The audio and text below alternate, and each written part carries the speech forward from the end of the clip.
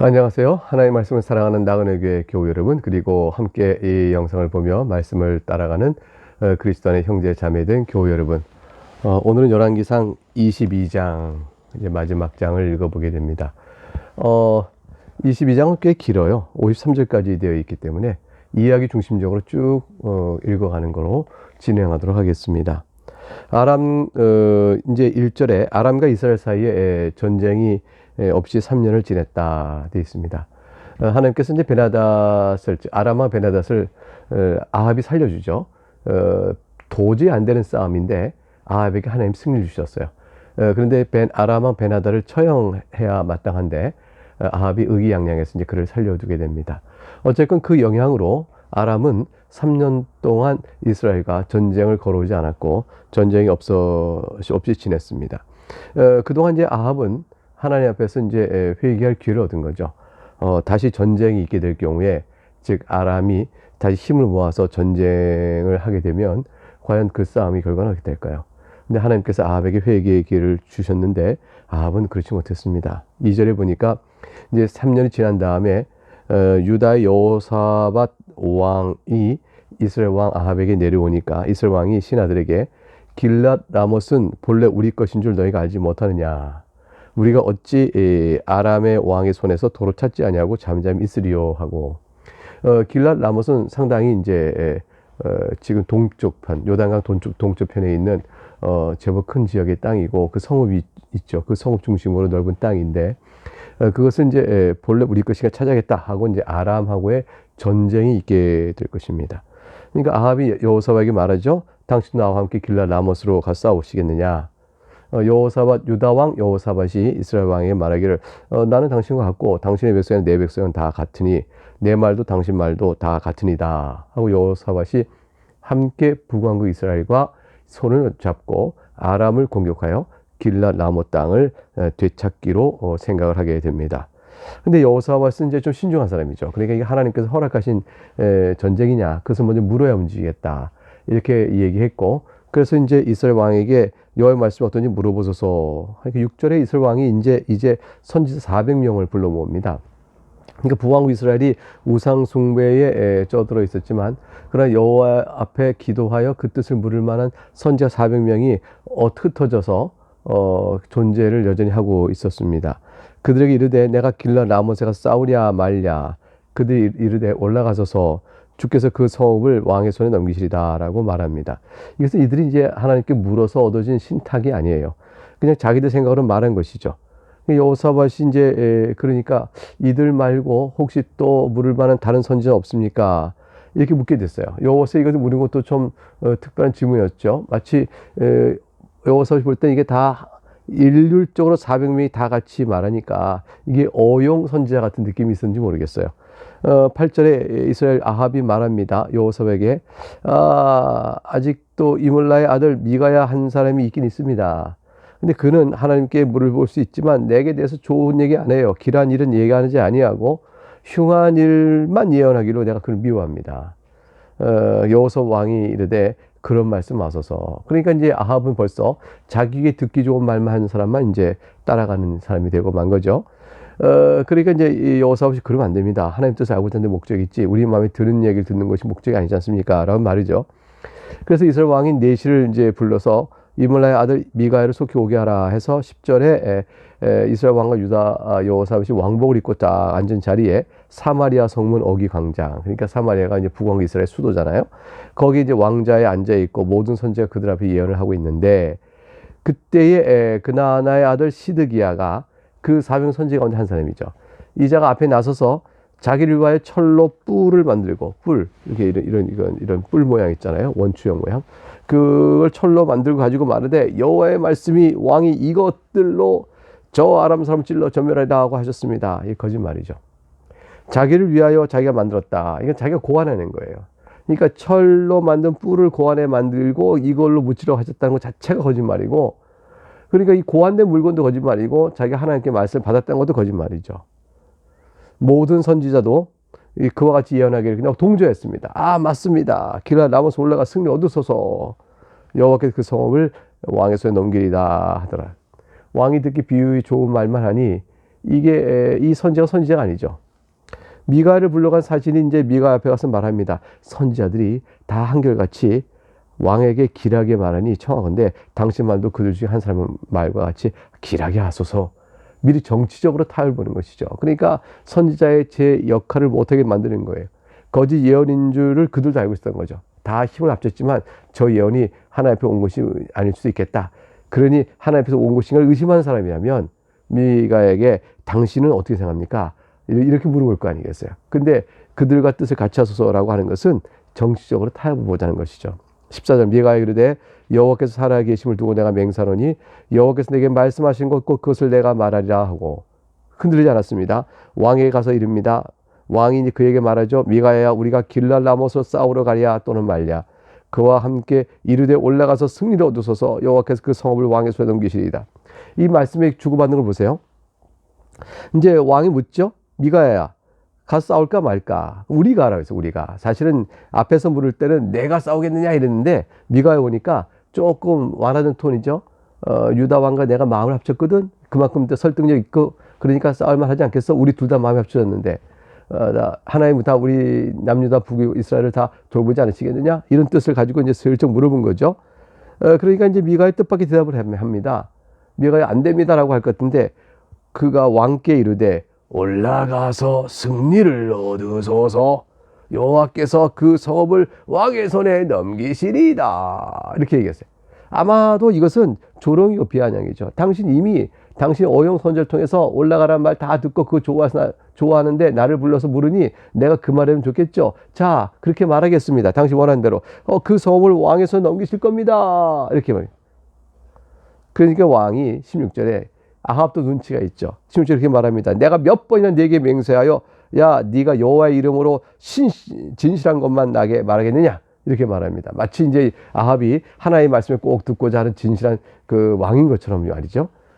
그래서 이제 그러니까 앞에 한 말이 조롱이요 그런 것이랑 금방 알 수 아합도 눈치챈 거죠. 17절에 이제 비로소 미가야 말합니다. 내가 보니 온 이스라엘 목자 없는 양같이 산에 흩어졌는데 여호와 말씀이 이 무리에게 주인이 없으니 각각 평안히 자기 집으로 돌아갈 것이니라 하셨나이다.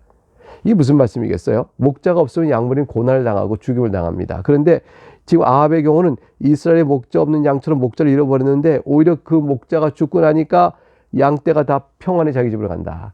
그 왕이 악하니 그 악한 왕이 죽고 나니까 백성이 평안하다 이런 뜻이 되는 거죠. 그러니 아합이 그 말을 다 가르칩니다. 여호사 왕에 이르되 저 사람이 내게 대하여 길한 것을 예언하지 아니하고 흉한 것을 예언하겠다고 당신에게 말씀하지 않았습니까?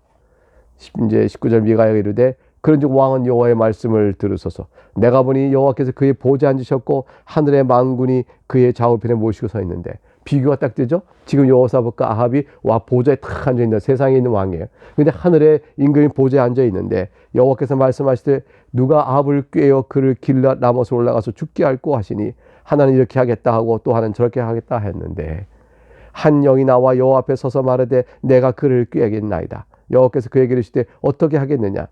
이르되 내가 나가서 거짓말하는 영이 되어 그의 모든 선지자 아합의 모든 선지자 입에 대하 넣어주겠습니다. 여호와께서 이르시되 너는 꾀겠고 또 이르라 나가서 그리하라 하셨은즉 이제 여호와께서 거짓말하는 영을 왕의 이 모든 선지자 입에 넣으셨고 또 여호와께서 왕에 대하여 화를 말씀하셨나이다.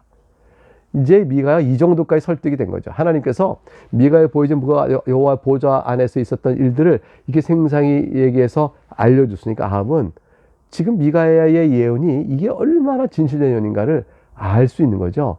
그래서 미가는 당연히 아합은 미가 옆에 알았다. 네가 하나님의 뜻을 바로 전했으니 내가 전쟁을 포기하겠다. 이렇게 돼야 맞는 것입니다.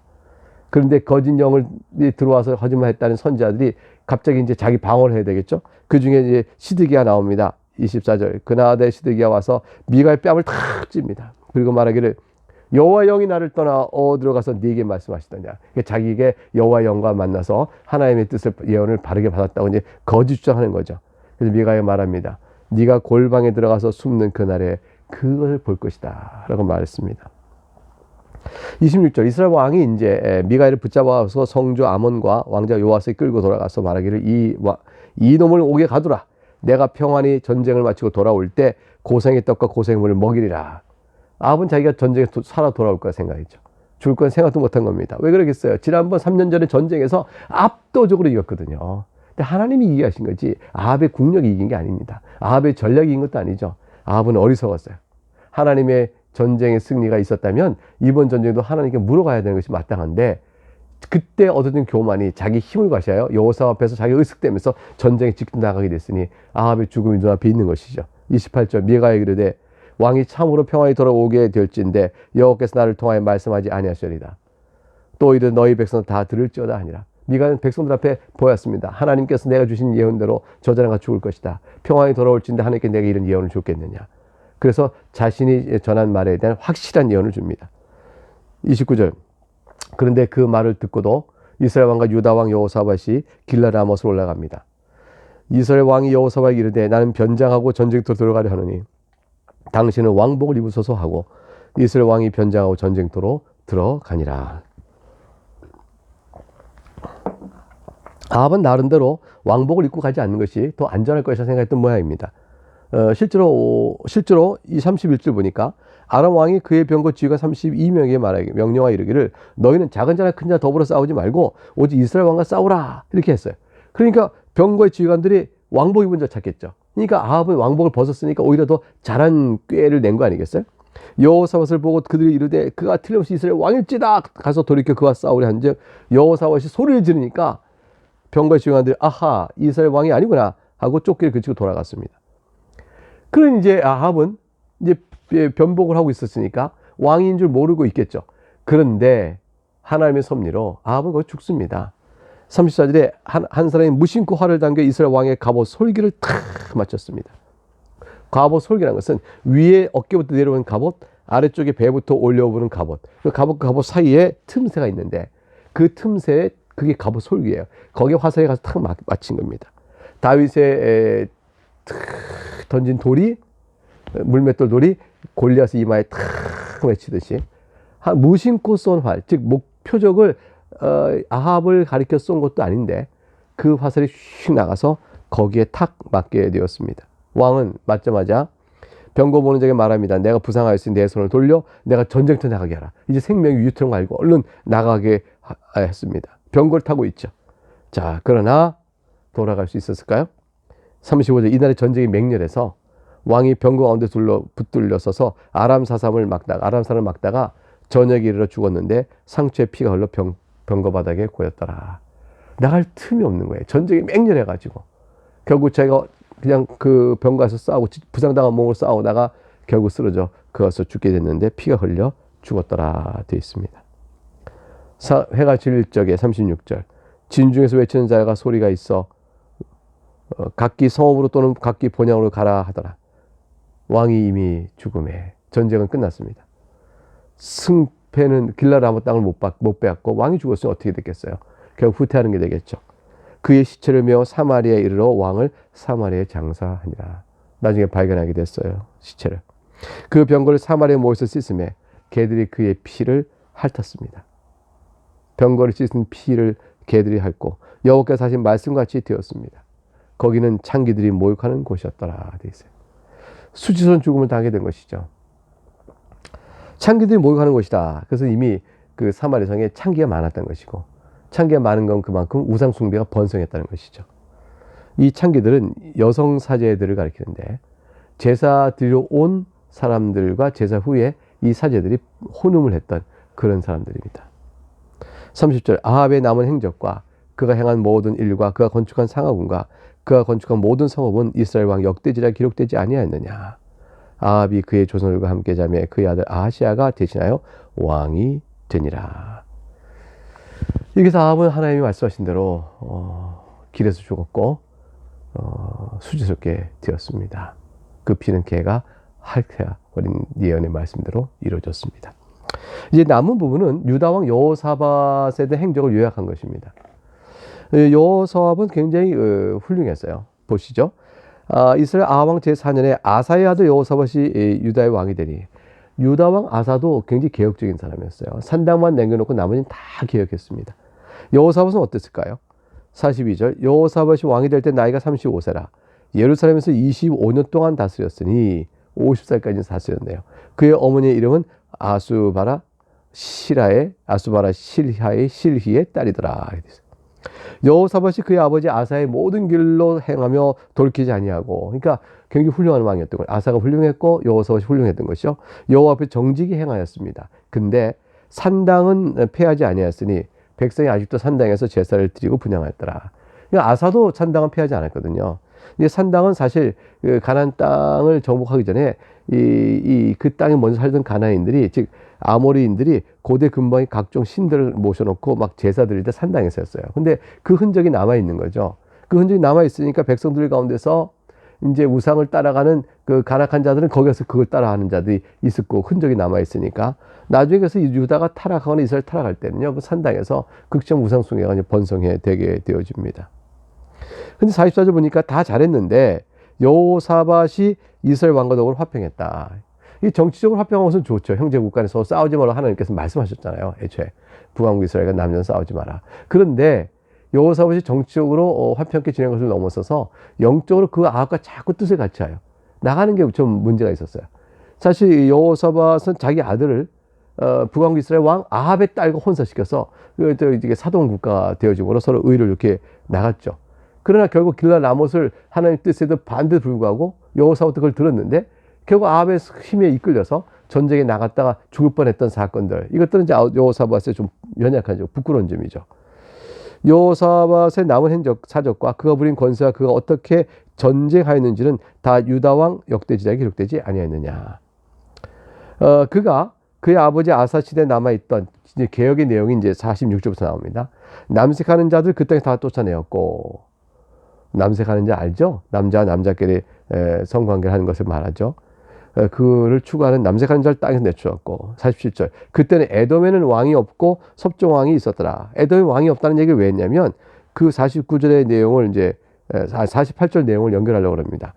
여호사밧이 다시스의 선박을 제조하고 오빌로 금을 구하러 보내려고 했는데 그 배가 에시온 게벌에서 파손하여서 가지 못하게 됐다. 에시온 게벌이 바로 에돔 지역에 있는 항구거든요.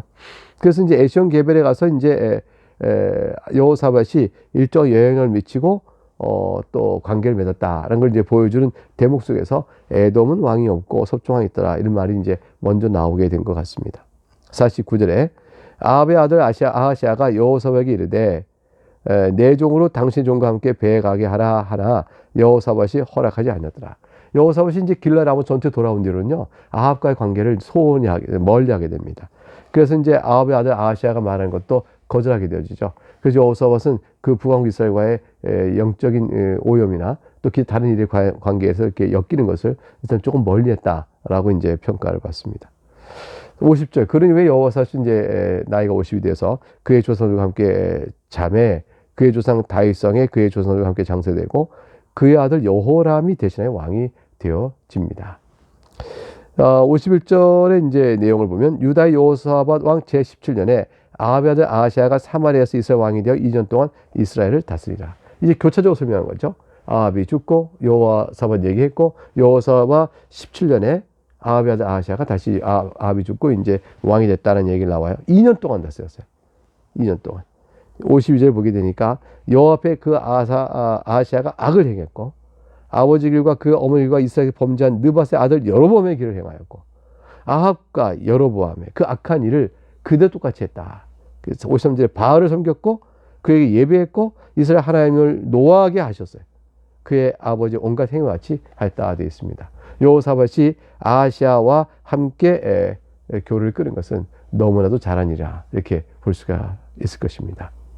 결국 하나님의 말씀대로 아합은 죽었고, 아합은 그 많은 하나님의 복을 사실 받았죠. 그에 불구하고 그는 깨달아 자신을 돌이킬 줄 몰랐던 그런 어리석은 자였습니다. 비참한 상태로 죽었죠. 여호사밧은 아사 왕의 뒤를 이어 충성된 종으로 잘 서 있었지만 연약하여 부족한 부분이 많았고, 산당을 남겨놓은 곳이 나중에는 우상숭배에 씨를 뿌려놓는 그런 화근이 되어집니다.